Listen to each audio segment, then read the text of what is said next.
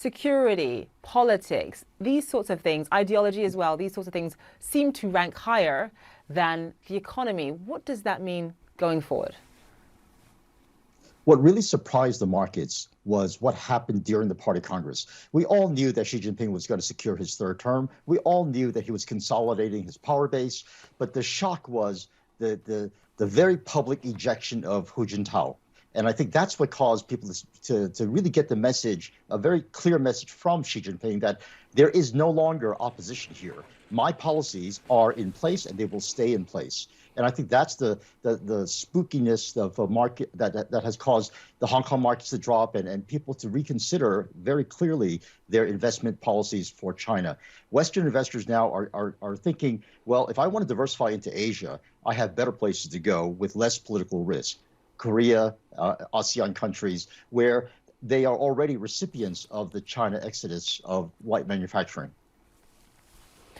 So just in terms of, what's going to happen going forward, I mean, the fact that you have possibly the second largest economy in the world now pivoting to a much more state-led model, what are the implications of that, do you think, William? Well, I think it sheds a lot about the success of socialism with Chinese characteristics. The Xi policies with zero COVID tolerance and the shutdown of their engines of growth in the internet companies, domestic demand, domestic growth is going to flounder for quite some time. And in order to preserve the mandate from heaven that the Chinese Communist Party has claimed for the last several decades, they're going to have to show the people of China that they can do something for them that has never been done before. So I think going forward, the domestic policies will have to struggle with bolstering growth, but foreign policy will have to focus on raising nationalism. And the great way to do that, the vehicle that they're choosing to do that with, is Taiwan. So we're going to hear much more aggression on their policies toward Taiwan and the reunification of Taiwan, which has been the goal of China ever since China opened. In fact, that was the very first question that Zhou Enlai had asked Richard Nixon. What are we going to do about Taiwan? And that continues to be the pressing question for every Chinese leader. Yeah, focused much more on domestic policy, on Taiwan, as you point out, a lot less on the economy. I want to talk about market reaction because you touched on that just a minute or so ago. This idea that Chinese stocks fell about 3% or so. What do you make of how much Chinese stocks fell by, just given that there was a lot of pressure placed on institutional investors actually not to sell during this period because it is so politically sensitive?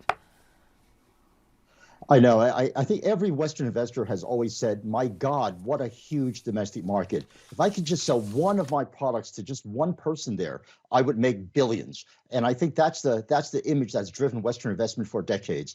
But now Xi Jinping has told every investor, this domestic market is ours. It belongs to the Chinese investor, and the profits of investing in our country is going to go to the Chinese people. If you're going to help us further that goal, then we'll let you in. But if you're not furthering that goal, if you're trying to exploit us the way foreigners have exploited China for decades, stay out. I think that's the clear message that has caused the stock markets to wince and react so badly.